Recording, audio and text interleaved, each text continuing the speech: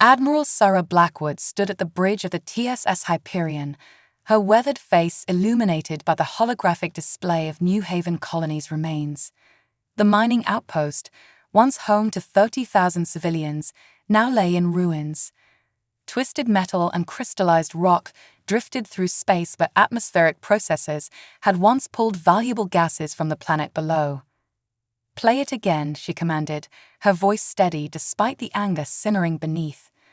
The sensor logs flickered to life, showing the arrival of the Vulcanian warships. Their crystalline vessels had appeared without warning, their energy weapons cutting through the colony's minimal defenses like paper. No demands, no warnings, no chance for surrender. Admiral, her XO, Commander Marcus Rivera, approached with a datapad. Final casualty count, 26,842.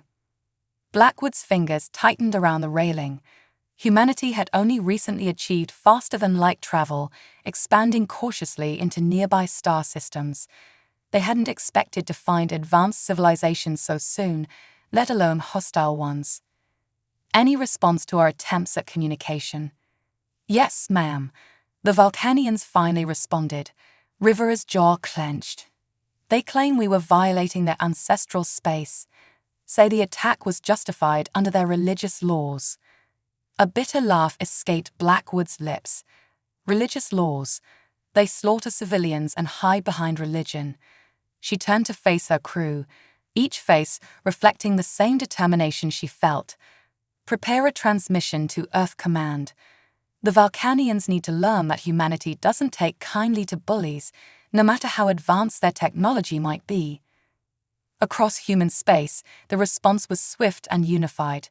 The various nations and corporate entities that had squabbled over resources and territories now found a common enemy. Research facilities that had competed for decades now shared data freely. Military forces that had eyed each other suspiciously now coordinated their movements. Within the halls of the Emergency Defense Council in Geneva, Dr. Arjun Patel presented his findings to the assembled leaders. The Vulcanian ships used crystalline matrices to channel their energy weapons. Impressive technology, but with a fatal flaw. He gestured to the simulations behind him. The crystal structures are susceptible to specific resonance frequencies. We can disable their ships without destroying them. Council leader Helena Chen leaned forward. "How quickly can we implement this?" "We've already begun retrofitting the fleet with sonic resonators, but there's something else." Patel's expression darkened. "We've detected communications between the Vulcanians and other alien civilizations. They're not alone out there, and not all of them approve of the attack on New Haven." "Then it's time we introduced ourselves properly to our galactic neighbors," Chen declared. "Admiral Blackwood will lead our response fleet, but we'll send diplomats alongside our warships. Humanity is willing to extend friendship to those who deserve it, and consequences to those who don't." As the Hyperion prepared for departure, Blackwood received one final transmission from Earth Command. The message was simple: show them who we are. The human fleet assembled near the ruins of New Haven, a show of force and unity unprecedented in human history. Corporate vessels flew alongside military ships, their newly installed resonators humming with potential energy.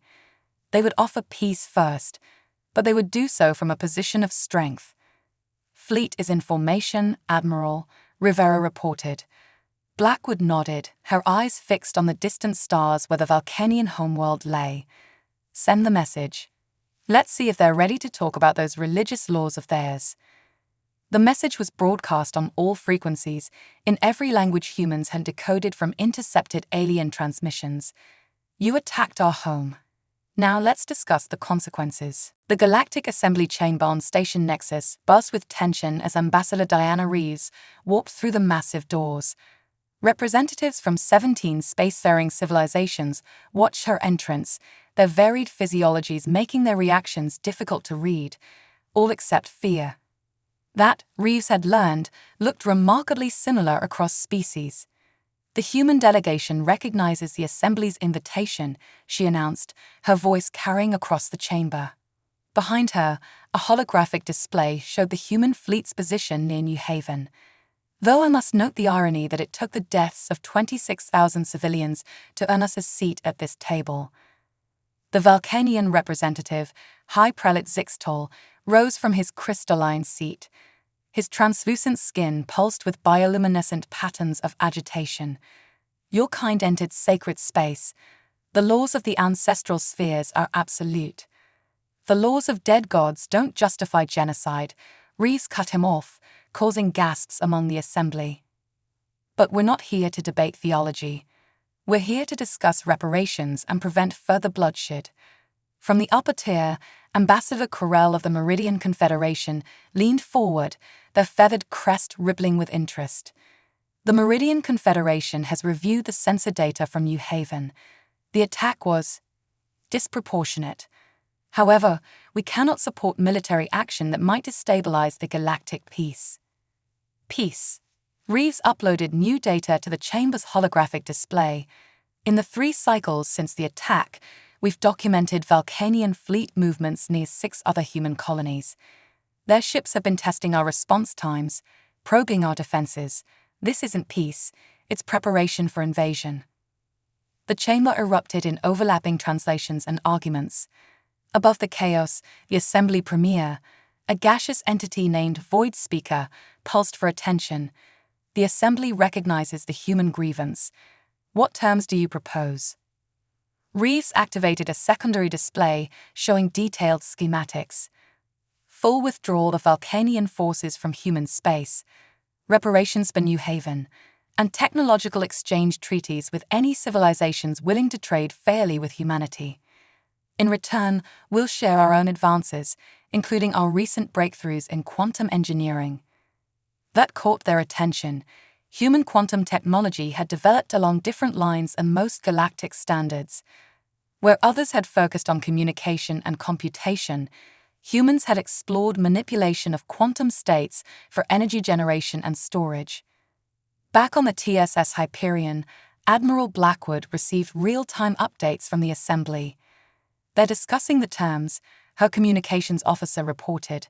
The Meridians and 3 other species have expressed interest in the tech exchange. And the Vulcanians, still claiming religious jurisdiction, but their fleet movements suggest they're taking us seriously.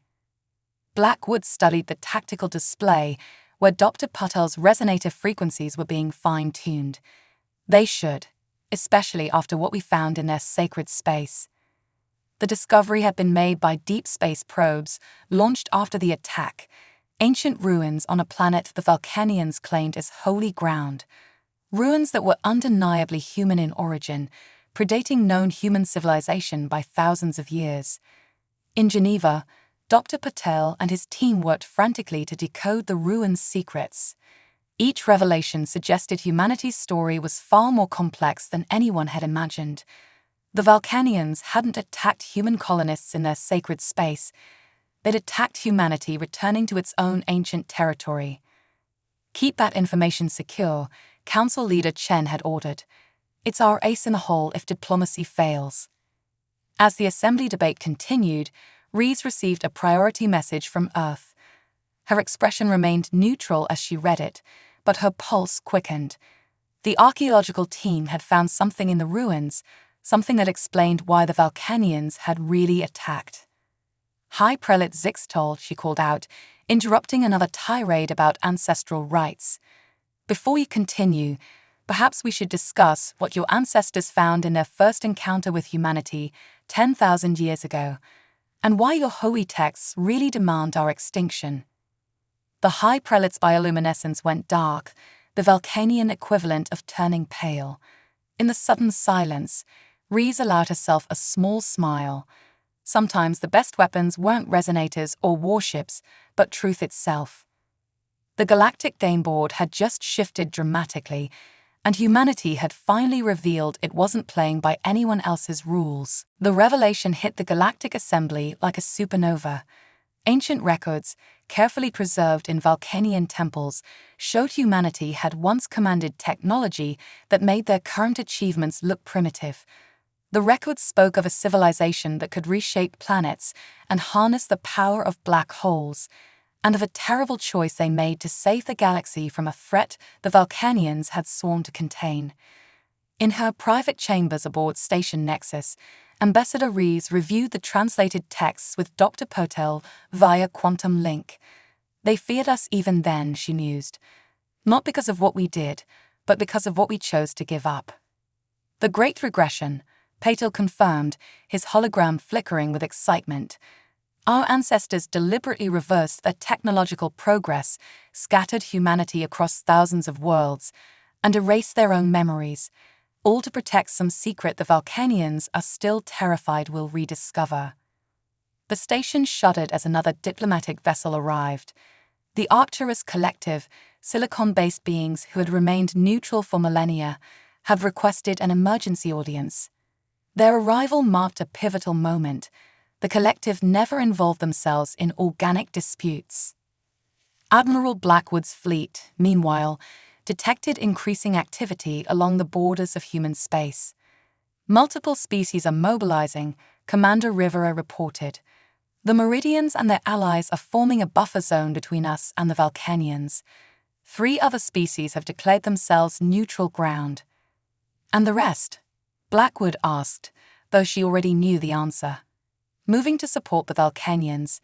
They're calling it a containment action. In Geneva, Council Leader Chen faced harsh questions from planetary governors and corporate directors. The revelation of humanity's past had sparked both fear and ambition among their own people. We can't just ignore this technology, insisted Director Santos of the Titan Mining Consortium. If our ancestors could reshape planets, our ancestors chose to give it up, Chen cut in. We need to understand why before we even think about recovering it. The answer began to emerge from the ruins on New Haven. Dr. Potel's team discovered a quantum-locked data core preserved perfectly for 10,000 years. As they decoded its contents, a chilling picture emerged. The ancient humans had discovered something fundamental about consciousness itself, a way to transcend physical form and manipulate reality through pure thought. But with that discovery came the attention of something that had been waiting in the spaces between galaxies, watching for precisely this development. The Vulcanians didn't attack us because they feared our technology, Reeves realized during an emergency session with Earth Command. They attacked because we were getting too close to rediscovering what our ancestors knew.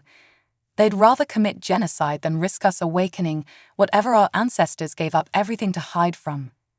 In the assembly chamber, the Arcturus Collective's representative, a crystalline entity called First Light of Understanding, addressed the gathered species. Their message was simple but devastating. The humans speak truth. We remember what they chose to forget. The containment protocols were necessary. But the Vulcanian solution is flawed.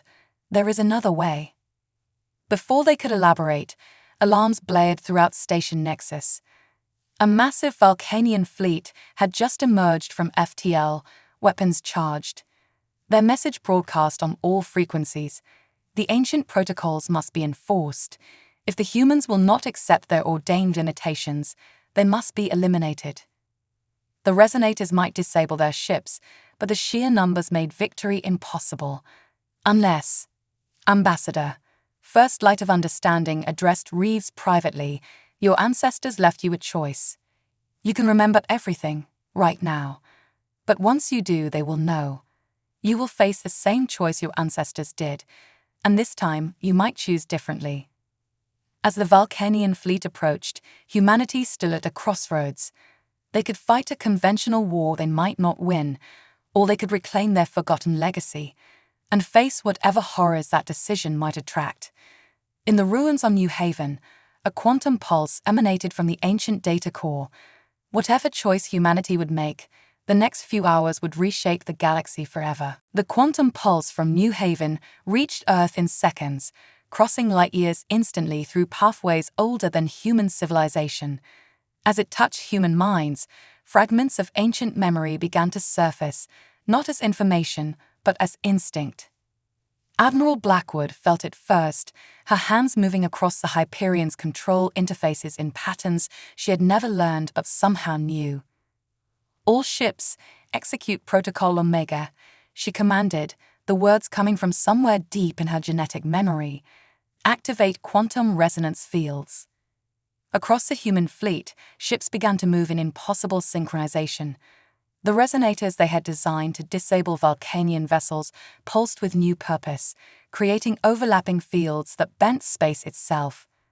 In Geneva, Dr. Patel watched in awe as his quantum equations rewrote themselves in his mind.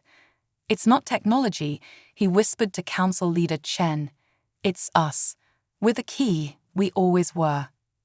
The Vulcanian fleet opened fire, their energy weapons lancing across space, only to pass harmlessly through human ships that now existed in multiple quantum states simultaneously. Admiral Blackwood felt a smile spread across her face as understanding dawned.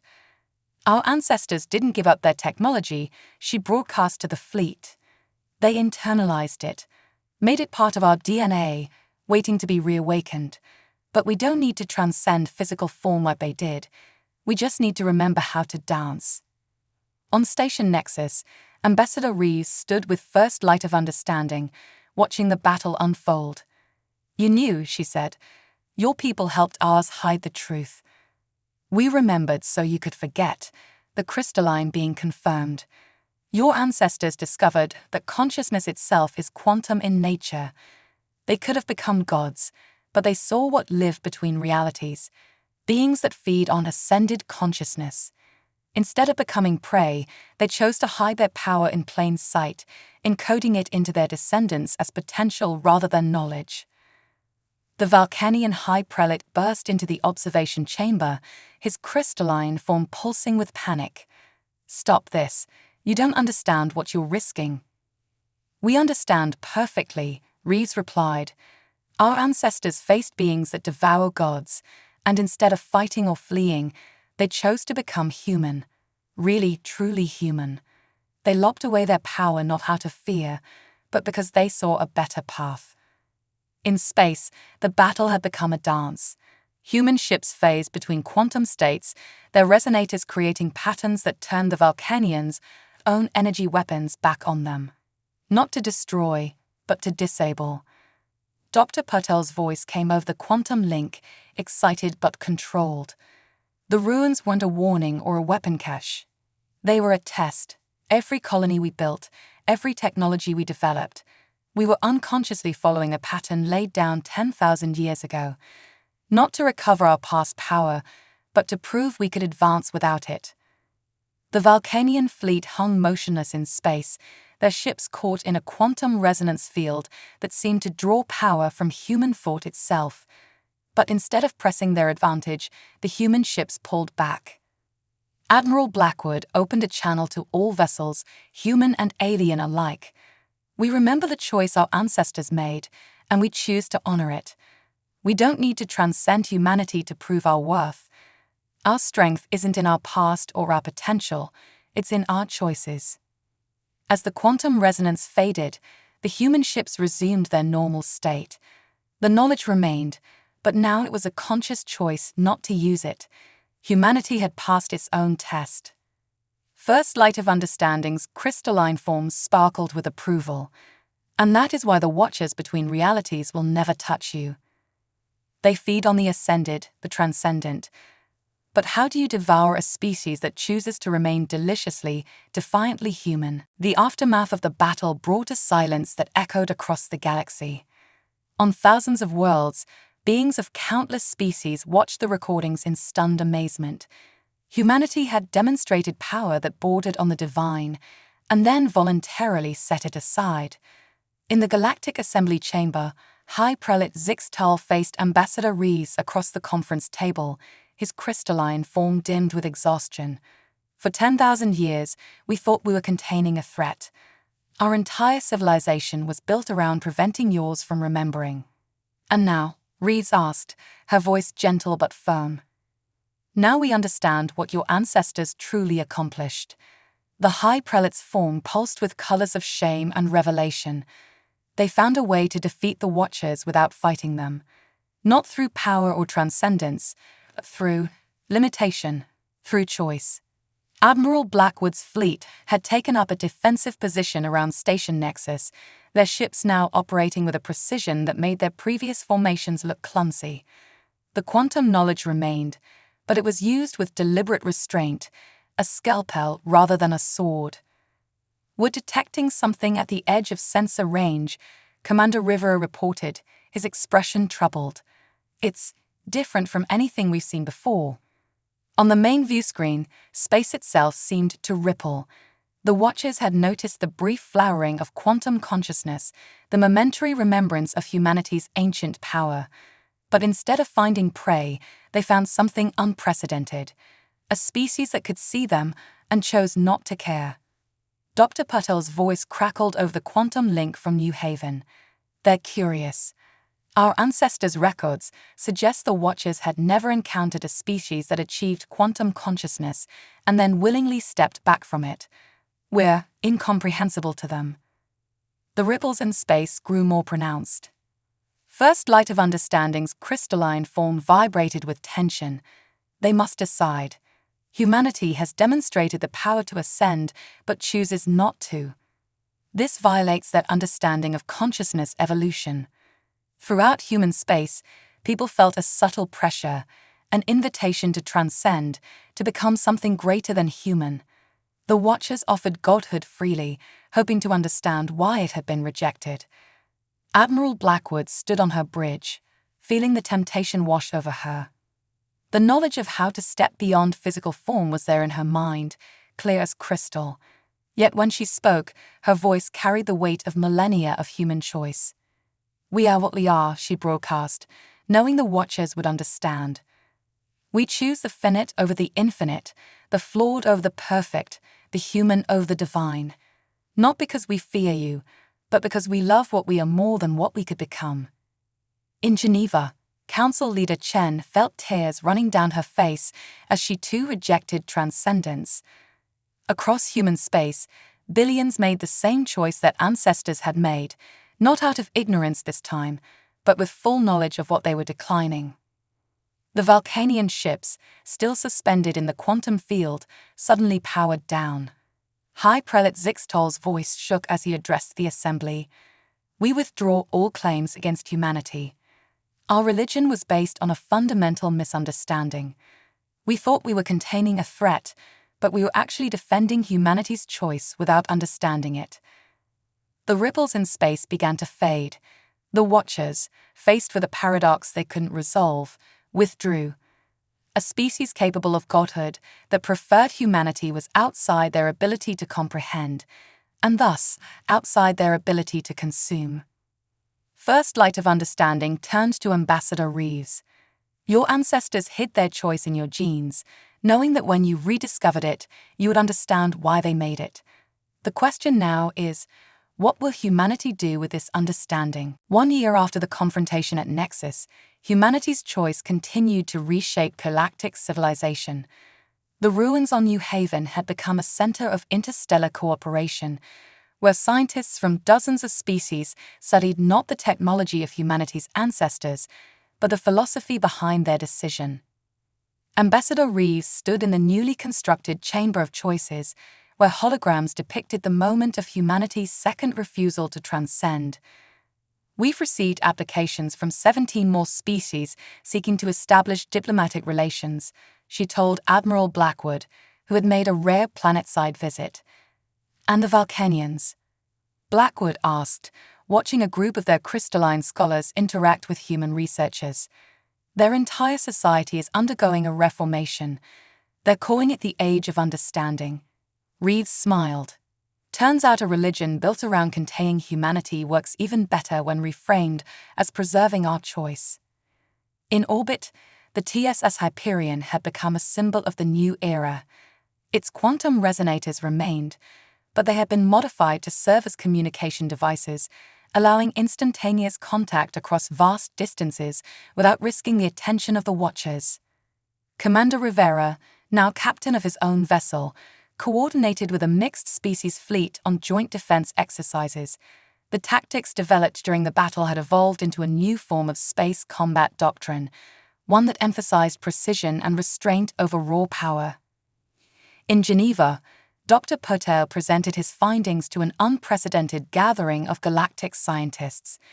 The quantum nature of consciousness exists in all sentient species, he explained. But humanity's unique contribution was recognizing that choosing not to exploit it could be more powerful than using it. Council leader Chen, watching from the audience, felt pride in how far they'd come. Human colonies were expanding again, but now with partners and allies. The knowledge of their potential remained, not as a temptation but as a reminder of what they valued more. First Light of Understanding had become a permanent ambassador to Earth, their crystalline form a familiar sight in diplomatic circles. Your species has given the galaxy a new understanding of power, they told Chen during a private meeting. The choice to remain limited, to embrace mortality and imperfection, it changes everything. The Watchers had not returned, but their absence itself was meaningful. In choosing humanity over godhood, not once but twice, humans had proven themselves immune to the greatest predator's consciousness had ever evolved. Other species began to study this choice, not to replicate it, but to understand their own paths better. We're detecting unusual quantum signatures from several developing civilizations, Rivera reported during a fleet commanders' conference. They're following different paths than we did, making their own choices about consciousness and transcendence. Let them choose, Blackwood replied. Our job isn't to guide them, but to show them that choice itself is possible. The ruins on New Haven had yielded one final secret, a message from humanity's ancestors encoded in a form that only became readable after their descendants had made the same choice they had. Its simplicity brought tears to Dr. Patel's eyes when he first translated it. To those who choose to remain human, you have proven that wisdom lies not in ascending beyond your nature, but in choosing to embrace it fully. The power to transcend will always be within you, and so will the strength to choose otherwise. This is your true inheritance, not the ability to become gods, but the wisdom to remain beautifully, perfectly human. Ambassador Rees stood at the window of her office on Station Nexus, watching ships from 100 worlds move in harmony through space. The quantum knowledge hummed in her mind, a constant reminder of what they could become. But as she saw a group of human children playing with young Vulcanians in the station's park, she understood again why that choice was so easy to reject.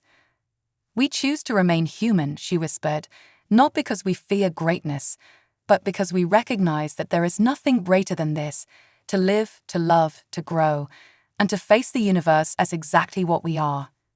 In the depths of space, the Watchers moved on to other galaxies, leaving behind a species that had taught them something new. True power lies not in what you can become, but in what you choose to remain.